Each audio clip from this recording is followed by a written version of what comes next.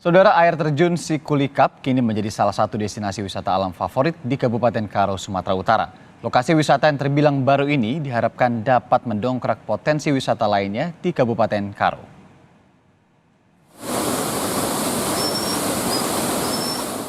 Inilah lokasi destinasi wisata air terjun Sikulikap yang berada tepat di pintu masuk Kabupaten Karo. Destinasi wisata alam ini kembali dikembangkan oleh pemuda Desa Semangat, Kecamatan Brastagi, Sumatera Utara, dan menjadikannya destinasi unggulan, khususnya air terjun di dataran tinggi Karo. Lokasi wisata ini kerap dikunjungi oleh wisatawan, baik wisatawan lokal maupun mancanegara. Untuk sampai ke air terjun Sikulikap, wisatawan harus berjalan kaki sekitar 1 km. Di sepanjang perjalanan, pengunjung disuguhkan pemandangan hutan yang asri dan banyaknya spot foto menarik bagi pengunjung yang gemar untuk berfoto. Hari weekend sama hari libur, Bang. Kalau destinasinya itu yang pertama pasti air terjunnya sendiri.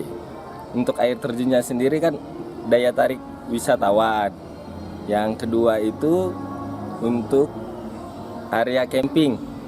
Banyak anak muda yang sekarang istilahnya healing, mau bersantai di alam. Sementara kan kita lihat tempat-tempat camping yang lain kan kurang terawat sekarang. Misalnya yang di tempat lain lah seperti itu.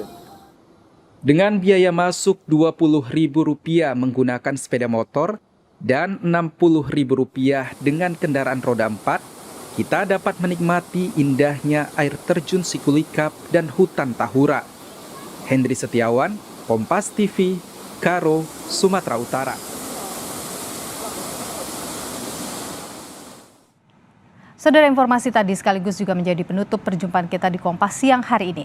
Kami senantiasa ingatkan Anda untuk selalu mematuhi protokol kesehatan karena COVID-19 masih ada. Saya Niluh Puspa. Dan saya Iriana Mardanus, dan kami sekali lagi mengucapkan selamat merayakan Idul Adha 1443 Hijriah. Sampai jumpa dan salam sehat selalu.